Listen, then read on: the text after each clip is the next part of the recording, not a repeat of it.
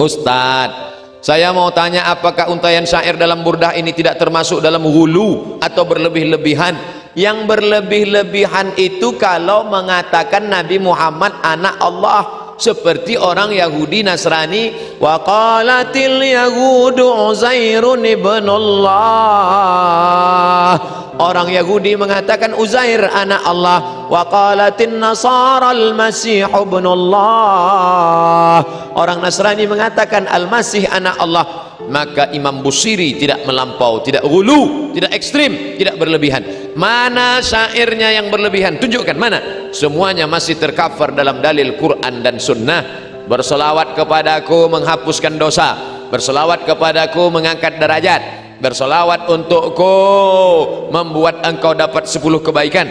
Masih tercover dengan dalil-dalil. Jadi dalam Barzanji, dalam Burdah, dalam syair Simtud Durar, dalam Adhiyaul Lami, dalam Ad-Diba tidak ada hulu sama sekali.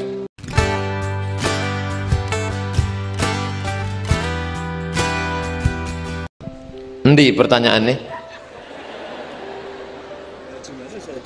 Oh, wakeh tenan. Insyaallah kalau waktunya habis kasih tahu aja saya. Insyaallah saya akan jawab.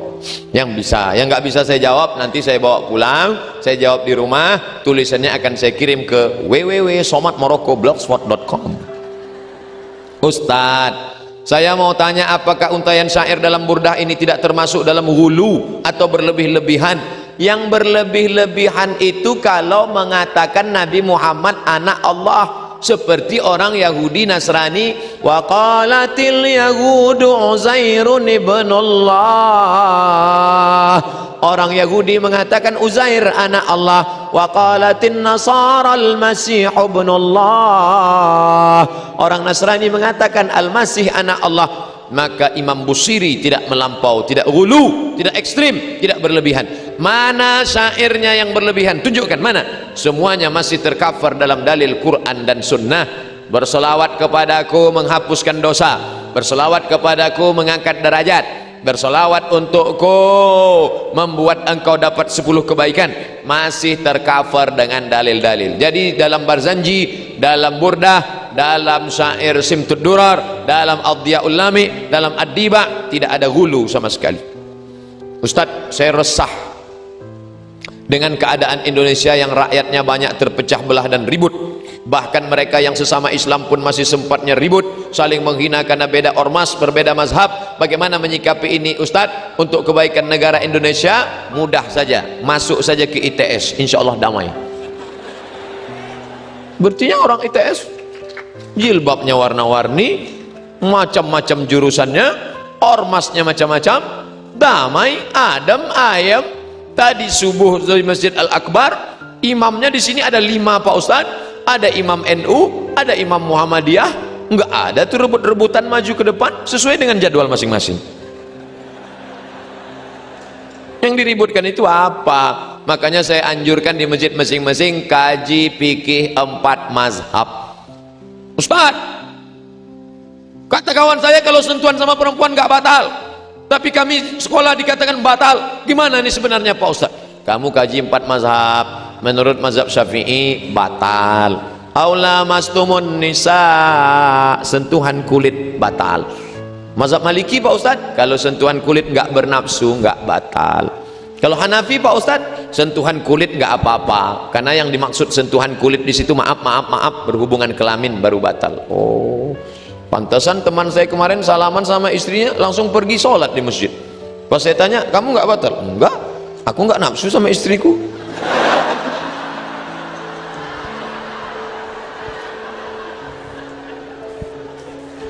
Ustadz, dengan maraknya kredit pendidikan yang diberikan oleh bank-bank konvensional, apakah kuliah menggunakan uang kredit? Maka ketika mahasiswa kuliah maupun kerja akan disibukkan dengan urusan. Bagaimana caranya Pak Ustadz? Diulang lagi, agak ribet nih. Dengan maraknya kredit pendidikan yang diberikan oleh bank-bank konvensional, apakah kuliah menggunakan uang kredit? Maka ketika mahasiswa kuliah maupun kerja akan disibukkan. Kalau sudah tidak ada alternatif lain, tidak ada lagi alternatif lain, satu-satunya menyelamatkan kuliahmu cuman riba ini. Kalau tidak kau kuliah, kau akan mati. Maka saat itu kalau pilihannya ada dua, mati dengan makan babi, pilih mana? Kok malu mau makan babi? Tidak boleh pilih mati, saya mati aja. Jangan. Kalau kamu mati, siapa yang akan mengisi dunia ini? Hidup ini sunyi tanpamu. Maka kau boleh makan babi. Ambil babi, pakai kecap dikit. Nah, ini namanya akhaffud dararain. Memilih mudarat teringan. Ini mati, ini babi. Kau pilih yang teringan. Tidak boleh kau pilih yang terberat. Jadi begitu juga tentang riba ini. Tapi kalau kau mampu, alhamdulillah Pak Ustadz. Orang tua saya memang susah. Saya nggak sanggup kuliah. Tapi calon istri saya Pak Ustadz kaya, sugih tenan Pak Ustadz. Kaya orangnya. Memang nggak terlalu cantik Pak Ustadz. Tapi kalau dilihat lama-lama ya boleh juga lah. Kau jaga kehormatan dirimu, jangan sampai kau makan riba, makan haram. Membayar utang hingga menimbulkan kekurang pedulian terhadap permasalahan di masyarakat. Bagaimana menyikapi adanya kredit pendidikan yang diberikan oleh bank-bank konvensional? Apakah dalam syariah? Jangan sampai kau terjumus pada yang haram. Ustadz, ini ada uang riba, boleh nggak Ustadz? Haram. Kalau kita bagi dua Pak Ustadz? Ulama tidak sepakat dalam masalah ini. Sekali haram tetap haram. Ustadz Somad ngomong haram. Itu Ustadz jadwalnya ada ceramah di bank konvensional. Ustadz ceramah di bank konvensional, terus nanti kalau bank itu ngasih honor transfer, Ustadz terima. Saya terima. Terus Ustadz ambil. Iya, tapi saya serahkan ke anak yatim, fakir miskin. Terus kalau dia kasih kue, nggak saya makan. Terus saya bawa pulang. Nanti pas di lampu merah ada orang jual koran atau fakir miskin, saya kasih. Kasih. Jangan dimakan. Karena kalau itu dimakan, berubah satu risol menjadi darah setengah tetes. Gak mungkin satu risol satu tetes. Lalu darahnya masuk ke jantung. Dari jantung darahnya naik ke otak. Otakmu akan gelap hitam gara-gara riba. Nasiyatin kadhibatin khati'ah. Ubun-ubun otakmu kotor hitam dosa gara-gara riba. Jangan kasih anak-anak kita makan riba. Bersihkan, beralih ke bank konvensional. Apa yang terbaik dari Burdah yang menjadikan cinta kami kepada beliau benar-benar murni Pak Ustadz? Karena Burdah ditulis oleh orang yang sedang sakit, tidak ada harapan lain kecuali mati. Tapi dalam kesakitan masih tetap berbuat untuk Nabi. Kita yang sehat ini buat apa? Imam Busiri yang sedang sakit masih bisa menoleskan kata-kata yang indah. Kenapa kita sehat malah mengeluarkan kata-kata yang sakit? Orang sakit tapi mengeluarkan kata-kata yang sehat. Ini ada orang sehat mengeluarkan kata-kata sakit. Yang tersinggung cepat mati. Bacaan sholat yang baik dan benar itu seperti apa? Karena saya sering dengar bacaan orang dalam sholat beda-beda. Ya, bacaannya ke guru. Bismillahirrahmanirrahim. Alhamdulillahi rabbil alamin. Ar-Rahmanirrahim. Malik yaumiddin. Iyyaka na'budu wa iyyaka nasta'in. اهدنا الصراط المستقيم صراط الذين أنعمت عليهم غير المغضوب عليهم ولا الضالين آمين. Tapi nanti kalau sudah umur panjang, gigi sudah mulai hilang, itu bunyi huruf Allah. Maka sadar diri, saya Abdul Somad, umur sudah 60 tahun, maka dengan ini mengundurkan diri karena bacaan saya sudah tak pas lagi. Ada anak-anak muda yang bacaannya bagus. Anak muda yang bacaannya bagus, malah nggak ke masjid. Orang tua juga dipaksa maju. Maka perlulah duduk bersama antara pengurus masjid, jamaah, orang tua, orang muda. Duduk bersama. Judulnya, mau dibawa kemana hubungan ini? Jangan sampai ibadah kita hancur gara-gara itu. Nah, apa hukum minta doa kepada orang lain? Seperti contoh ketika mau ujian dari grup WA minta doa kepada orang lain. Nanti kalau kamu ketemu sama dia, minta doa ampunan Allah dari mulut dia. Sahabat Nabi ini yang nyuruh Nabi minta doa sama dia. Dia bukan sahabat Nabi, tabi'in, nggak ketemu sama Nabi. Setelah Nabi meninggal baru dia datang ke kota Madinah. Namanya Uwais Al-Qarni. Waktu Nabi hidup dia tidak datang karena dia merawat ibunya. Ternyata doanya makbul. Nanti Uwais Al-Qarni datang, Nabi tahu dapat ilham dari wahyu dari Allah SWT, dibawa oleh Jibril alaihissalam. Akhirnya sahabat minta doa, dikabulkan Allah doanya. Itulah dalil minta doa sama orang lain. Ustaz Somad, doakan saya ya Pak Ustaz. Insya Allah doakan juga saya. Habib, doakan saya Habib. Doa Allah Ali latasani min husni da'watikum. Doa bid-doa. Selalu minta doa. Tidak tahu kita entah dari mulut yang mana doa itu dikabulkan Allah. Di akhir majlis nanti kita berdoa bersama. Mudah-mudahan doa kita diijabah Allah Ta'ala. Ustaz, saya anak rantau. Saya pun juga. Mohon kasih saya tips agar tetap berbakti pada orang tua yang jauh dan membuat beliau bahagia. Karena sebelum saya merantau saya sering bantu beliau jual kaki lima di pasar, tapi setelah merantau saya tidak tahu apa yang harus saya lakukan agar saya tetap berbakti selalu mendapat ridhonya. Karena banyak yang bilang ridho Allah, ridho orang tua. Itu bukan banyak yang bilang, hadis Nabi. Ridho Allah fi ridhal walid. Ridha Allah terletak pada ridha orang tua. Wa sukhutullah fi sukhutil walid. Murka Allah terletak pada murka orang tua. Walaupun kau kuliah di Surabaya, di ITS, orang tuamu di kampung halaman, kau tidak bisa bantu dia uang, karena kau pun di sini juga cari nafkah sambil kuliah, maka kau telpon dia tengah malam. Assalamualaikum mak, mak sehat, sabarnya mak, nanti mau puasa hari raya aku pulang. Gak perlu belikan baju mak, insya Allah akan aku bawakan dari sini. Kalau kau belum bisa menyenangkan orang tua, jangan menyusahkan orang tua. Itu prinsip. Kalau belum bisa menyenangkan, membahagiakan, jangan menyusahkan dia. Ini sudahlah tidak menyenangkan, menyusahkan. Belum datang aja baru namanya di HP, si pembuat masalah. Jantung orang tua tenang, pup pup. Begitu ngelihat nama dia di HP langsung troublemaker. Bagaimana pandangan Ustadz tentang ikhwan dan akhwat yang saling berkomitmen, tapi komitmen itu jangka waktunya masih lama hingga bertahun-tahun? Apakah itu sama dengan pacaran? Pacaran syariah, tapi tujuan mereka menikah, hanya saja waktunya masih lama. Berkomitmennya tahun ini. Setan, ini namanya talbis. Talbis iblis, nampaknya baik tapi isinya batil. Yang batil dikemas seolah-olah betul, batil, betul, batil, betul, batil, betul, batil.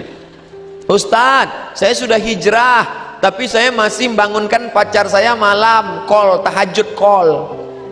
Hai, tahajud ya dek. Apa kau yang membangunkan? Mak dia kan ada. Ini namanya la talbisul haqqa bil batil. Jangan kau campur yang hak dengan yang batil. Berawal dari tukar nomor WhatsApp, lama-lama kirim kabar, lama-lama la tattabi'u khutuwatis syaitan. Jangan ikuti langkah-langkah setan. Setan tidak pernah mengajak ayo berzina, ayo berzina. Berawal dari satu langkah, mulai melangkah, mulai melangkah, mulai melangkah, mulai melangkah, mulai melangkah.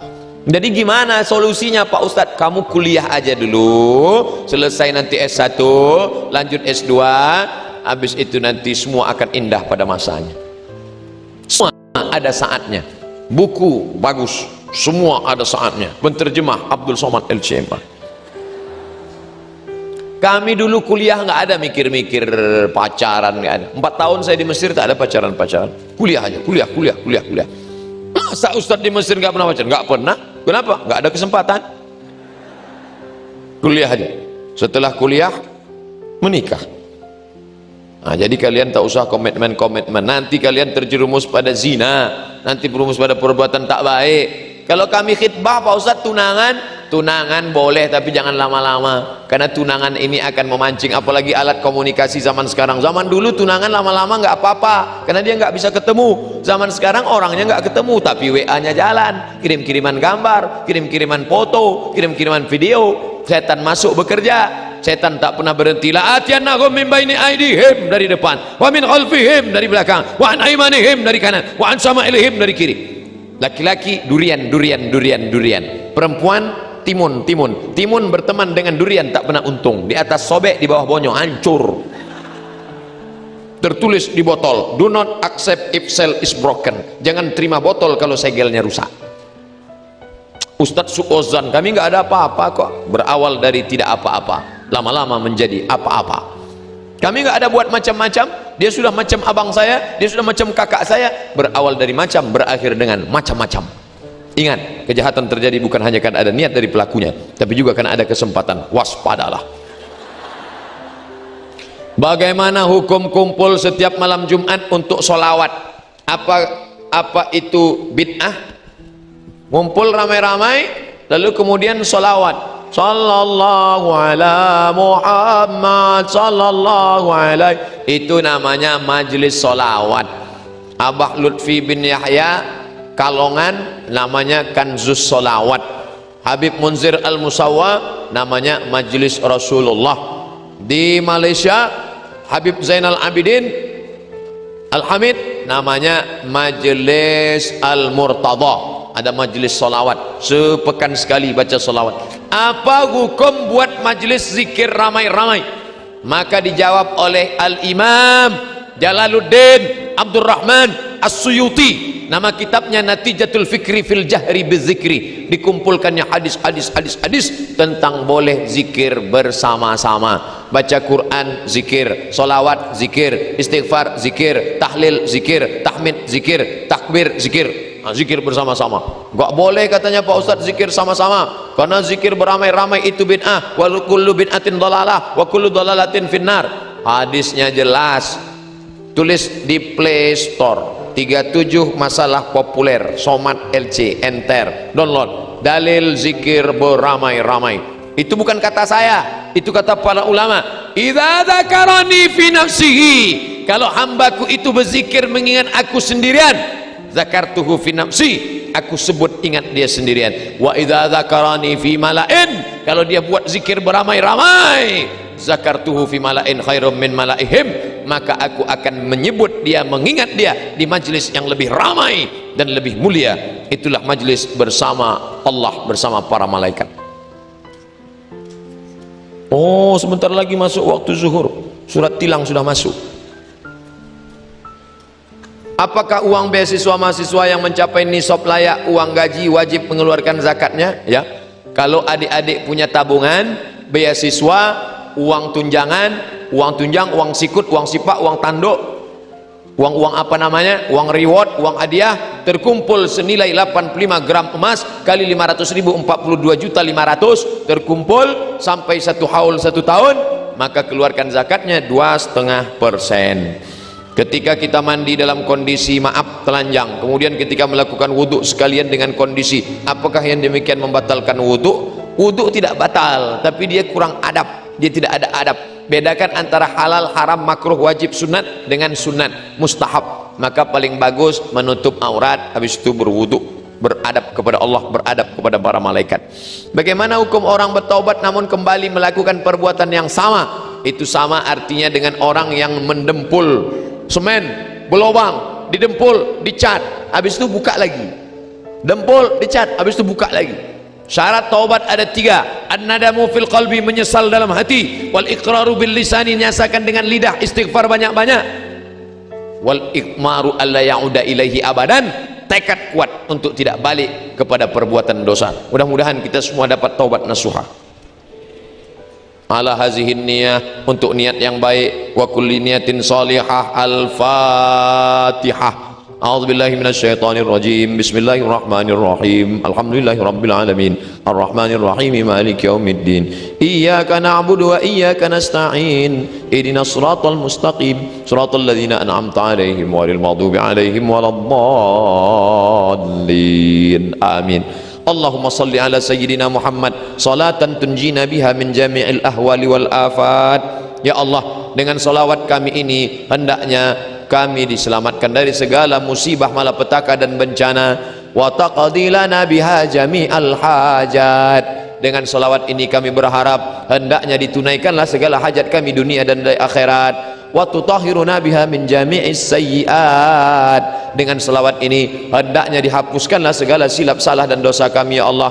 Wa tuballighuna biha aqsal ghayat. sampaikanlah segala niat baik tujuan kami min jami'il khairati fil hayati wa ba'dal mamat, dalam dunia maupun di akhirat setelah mati nanti ya Allah. Innaka sami'un qaribum mujibud da'wat wa ya qadiyal hajat. Allahumma jama'na ma'al habibil mustafa fi jannatikal ula. Satukan kami dengan Nabi Muhammad bersama para ulama dan para sahabat beradam dalam surgamu Jannatul Firdaus ya Allah.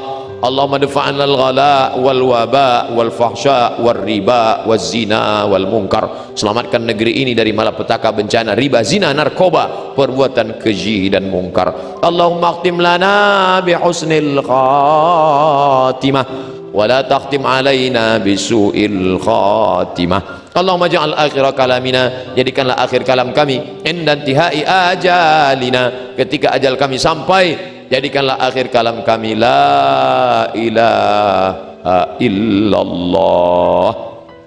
Rabbana atina fid dunya hasanah wa fil akhirati hasanah wa qina adzaban nar. Wa sallallahu ala sayyidina wa maulana Muhammad wa ala alihi wa sahbihi wa sallam walhamdulillahi rabbil alamin.